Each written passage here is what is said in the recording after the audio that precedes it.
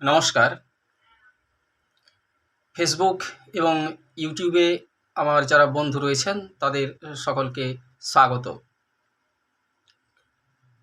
আমাদের রাজ্য এবং সারা দেশ কার্যত জ্বলছে। বাস্তব পরিস্থিতিটা এমনই কিন্তু। না, আমি কোনো রাজনৈতিক তাপ উত্তাপের কথা বলছি না। বাস্তব ক্ষেত্রেই জ্বলছে, আগুন জ্বলছে। কোথায় জ্বলছে? বনান্তরে। বিভিন্ন যে জঙ্গলগুলো রয়েছে সেই জঙ্গলের শুকনো পাতাগুলো জ্বলছে।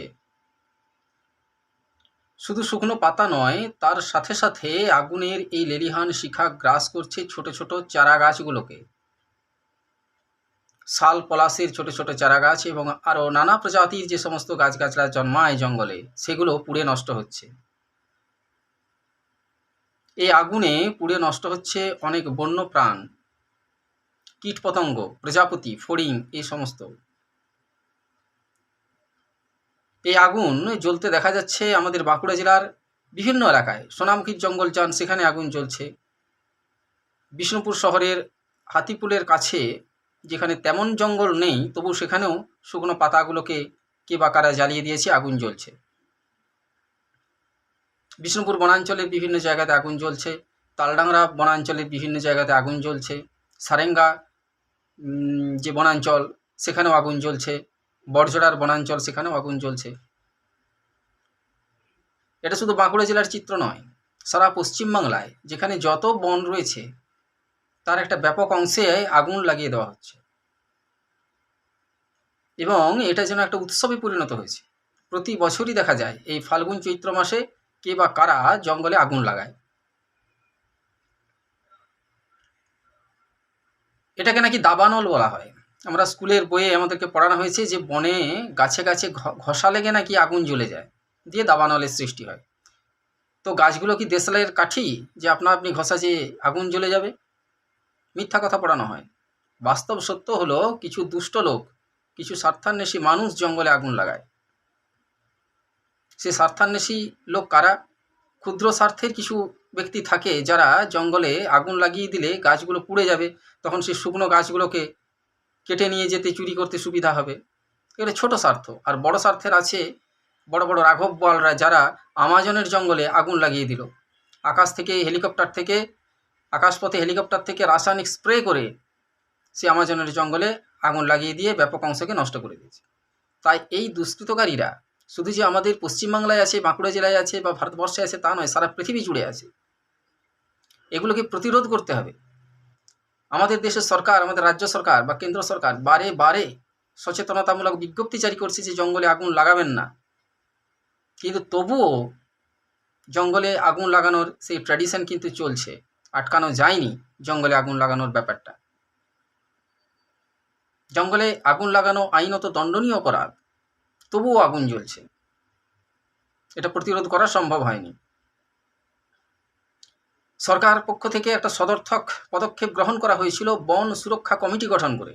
সেই বন সুরক্ষা কমিটি জঙ্গলের তত্ত্বাবধান করবে, সামাজিক বনসৃজন যাকে বলা হয়, সোশ্যাল ফরেস্ট্রি, সেটা করবে। পরবর্তী সময়ে সেখান থেকে লভ্যাংশ তারা পাবে। তো বন সুরক্ষা কমিটি তৈরি করে বনসৃজন কিছুটা বাড়ানো গেছে, গাছ চুরি কিছুটা হলেও প্রতিরোধ করা গেছে। তবে পাশাপাশি এটাও আমাদেরকে জানতে হবে যে আমরা স্বাধীনতা লাভ করেছি 1947, গণতন্ত্র প্রতিষ্ঠা হয়েছে 1950। তো প্রায় 200 বছরের ব্রিটিশ পিরিয়ডে ভারতবর্ষের বনাঞ্চল যত না লুট হয়েছে, তার থেকে বেশি লুট হয়েছে স্বাধীন ভারতে। এটা পরিসংখ্যান বলছে। তাহলে আমরা কেমন স্বাধীনতা পেয়েছি, বা আমরা সাধারণ পাবলিক স্বাধীনতার জন্য কতটা উপযুক্ত, প্রশ্ন জাগে। যাই হোক, বন সুরক্ষা কমিটি গঠন করে যে সোশ্যাল ফরেস্ট্রি, সামাজিক বনসৃজন, সেই জায়গাতে কিন্তু সাফল্য পাওয়া গেছে। কিন্তু জঙ্গলে এই যে আগুন লাগানোর ব্যাপারটা, সেই জায়গাতে কিন্তু সেরকম সাফল্য পাওয়া গেছে বলে আমি মনে করছি না। সাফল্য পাওয়া যায়নি। এর কারণ কি? এর প্রধান কারণ হলো সচেতনতার অভাব। আমি আজকে একটা এলাকাতে গেছিলাম, আজকে রবিবার ছুটির দিন, বেড়াতে বেড়াতে গেছি, সেখানে দেখছি আগুন জ্বলছে, শুকনো পাতাগুলো জ্বলছে জঙ্গলে। তো পার্শ্ববর্তী গ্রামের কয়েকজন ছোকরা ওখানে বসেছিল।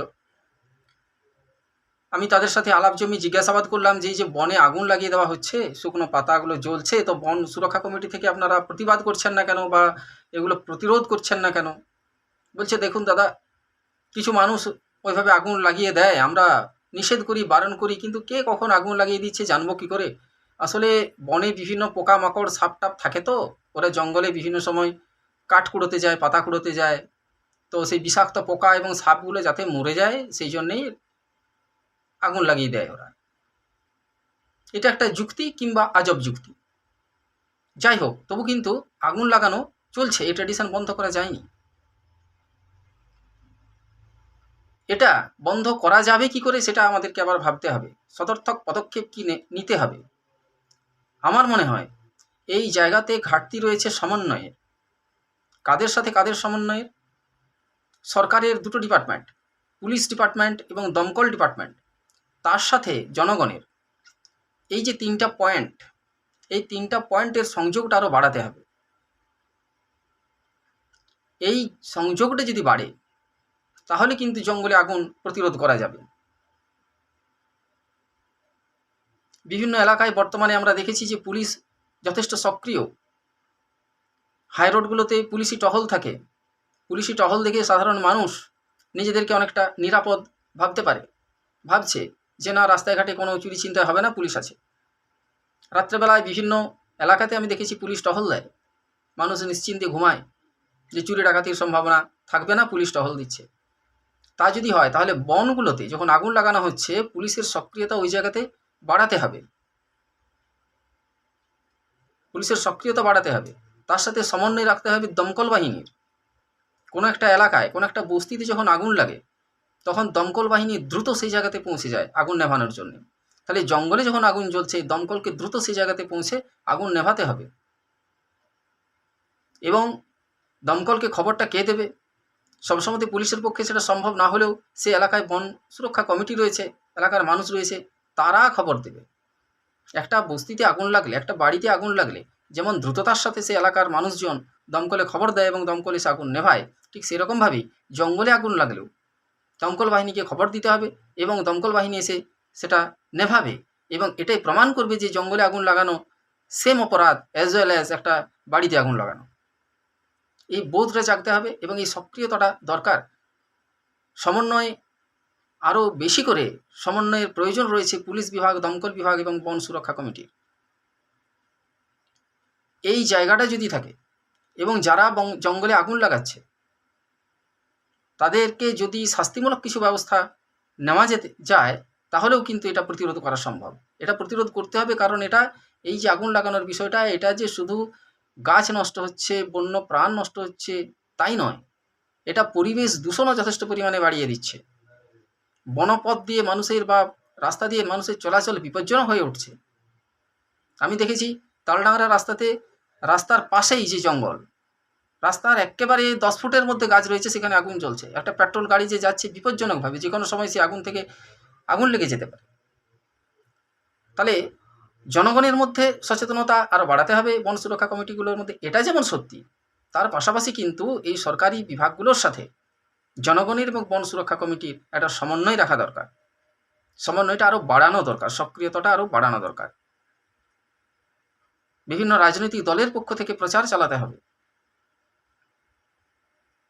এই যে লোকসভা ইলেকশন সব যেমন সেই ঝাপান হয় না, মাঝানে মাঝানে সাপের খেলা দেখায়, ডুগডুগ ডুগডুগ ডুগডুগি বাজে, সেরকম বিপুল ভোটে জয়ী করুন, জয়ী করুন, জয়ী করুন, এইসব বেরোচ্ছে।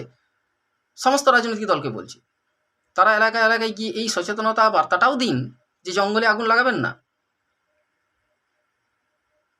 সদর্থক কিছু ভূমিকা পালন করুন রাজনৈতিক নেতারা, তবে পরেই আমার রাজ্য, আমার দেশ আরও সুন্দর হয়ে উঠতে পারবে। নমস্কার।